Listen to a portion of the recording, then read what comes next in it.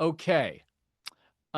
Gilbert Arenas, former superstar of the Washington Wizards, notorious, infamous, had the guns incident of 2009, but now he's a very successful podcaster. He made his words that Karl Anthony Towns, big man, scoring star for the Knicks, that Towns' limitations.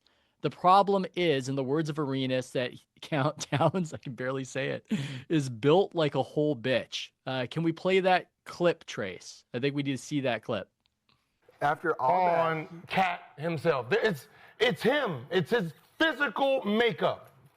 Long legs, short torso, big ass feet. There's nothing he can do. He's built like a whole fucking bitch. He's built He's built like a female. Clip that. No, clip no, fuck that. Am I saying something wrong? Look, he's built like a girl. No. He has girl hips. He's like a full WNBA player. Oh my God. Oh my God.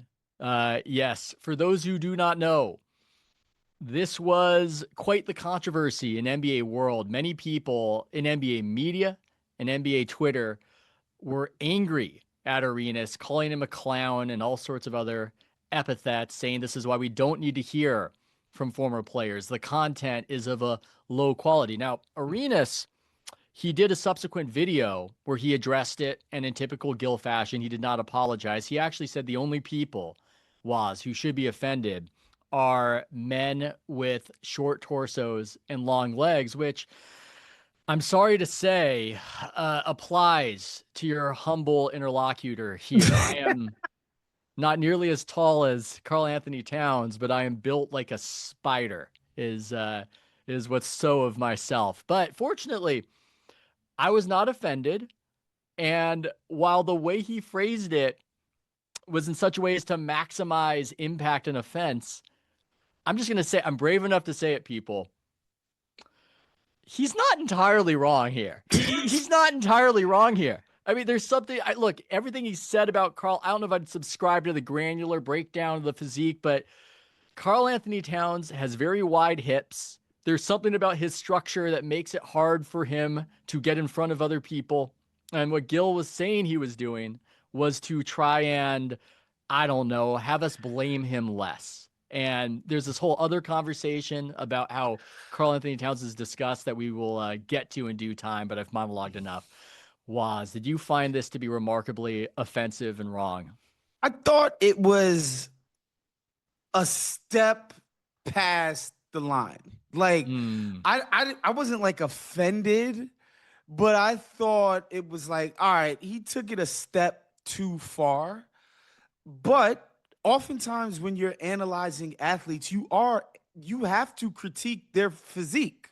Like you have to talk about their physical, actual limitations. Like, for instance, Domantas Sabonis, center for the Sacramento Kings, is a constant whipping boy of mine. I refer to him having T-Rex arms.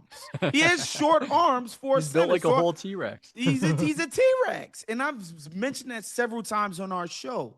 And so oftentimes you do have to talk about guys' physical limitations when analyzing their contribution. I just think being like to implicate, like I think he's doing double speak there. He's basically saying not only is he built like a woman, he's got like the mentality and the like. He's little dog whistle. He's doing a dog whistle. He is. He's basically saying like he's a bitch. He plays like a bitch. He looks like a bitch. He's basically, that's what he was doing, and I think that's what people are responding to. Like, it's a step over the line. You can critique Karl Anthony Towns' physique. We all know what he was doing there because we know what the subtext is. Like the chatter that happens around Karl Anthony Towns constantly, which I'm sure you're going to get to. Well, I was about to explain. Let's make this subtext text. Karl Anthony Towns has a reputation that is unusual in the NBA. There's a nickname for him, Zesty Cat, because the idea is that he will move in a way and speak in a way that is, for lack of a better term, because it is Pride Month, we will say gay. That's what people say. That's how they frame it.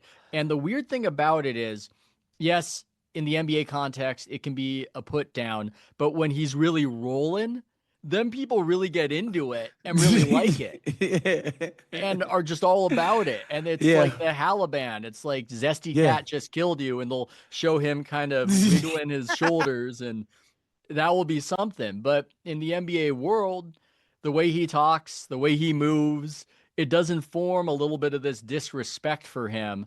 And yes, you could interpret what Gil was saying as a dog whistle, but I find that whole subtext conversation where we have this term now, zesty, where we're basically calling somebody gay or saying that they're acting gay without saying it. So there's a plausible deniability. They have an effeminate affect that most people, when it's applied to males, associate with gay people, right? Like, there's so many clips. It's not going to be hard for you guys to find them on the internet. Like, there's so many clips of like people stringing together Carl Towns, like talking, and the different voices that he uses and the different vocal like tones that he uses. Is something to it for sure. The guy has a girlfriend. I don't know any men who have personally slept with Carl Towns. Like, as far as I know, he's a straight man. You know what I mean? Like, but there's this stuff online where people, are having for what seems like fun to me. Like, it doesn't, it doesn't feel like it's this like overly malicious thing, because I personally don't think being gay is bad. So, like, if somebody's implying that a guy might be gay, I don't take it that harshly, to be honest. But it's out there. It is. And, it's in every group chat that I'm in with people that aren't in our profession, Ethan. When Carl Towns comes up, this is the conversation.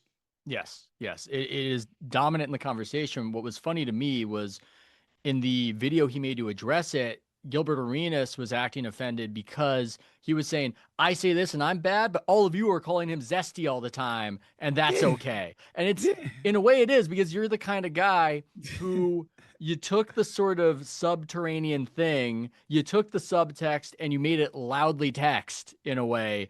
And then that kind of puts the joke, it gives it this edge, it gives it this viciousness that then people recoil from. Whereas everybody else was having the same conversation, but they were doing it with this, I don't know, sort of etiquette where it just doesn't become a thing in this way. And again, if people aren't familiar with Gilbert Arenas, one, just know that his approach to content is one of shock. That's what he does. And this is not new. This is the guy who gets into a huge fight and argument with a teammate who says he's going to, kill him or harm him, brings multiple guns to the locker room and displays it and says, pick a gun and shoot me with one of them. That's this guy's sense of humor. Yeah. They get in trouble with the league, get suspended. His first game back, he's in the pregame huddle doing finger guns. This is this guy's sense of humor. This is who he is. He does have a mean-spiritedness to what he's doing, and he does know what to do for effect, for shock value. That's what's made that show successful. Like, people know Gilbert Arenas is going to say something crazy. So I think that is part of it too. When people online like, that's why former players are not the smartest people, and it's like, guys, it's not that serious. Although I do feel like if Carl Towns sees this guy in public, he kind of has to put hands on him at this point. Well, that's what they were saying to him, his co-hosts, in the video to address it, that it would have to be a physical altercation if they're in the same place at the same time.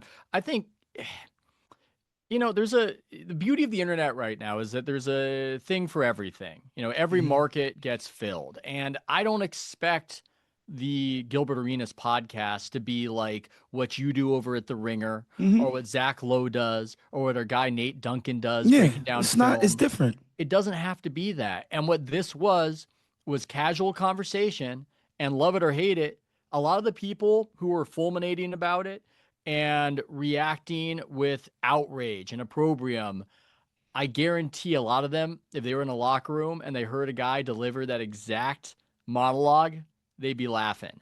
And that's the secret of that. That's the secret of that. That was honestly what you would get in a locker room. To be outraged in public by, like, I'm sorry, bro. What is your life that this actually makes you want to hit the fainting couch. I mean, mind you, Carl Towns, guys, this is, and this is part of my whole shtick. I get it. Probably going to end up with $600 million in earnings, career earnings. not bad. Carl Towns is fine. Like, we do not need to cry for Carl Towns because Gilbert Arenas said something slightly mean on his freaking podcast or implied that Carl Towns likes men. Like, it's okay, dude. Like, he is completely okay. Have you seen this guy's girlfriend? Like, bruh, Carl Towns has an amazing life. He's an incredible basketball player.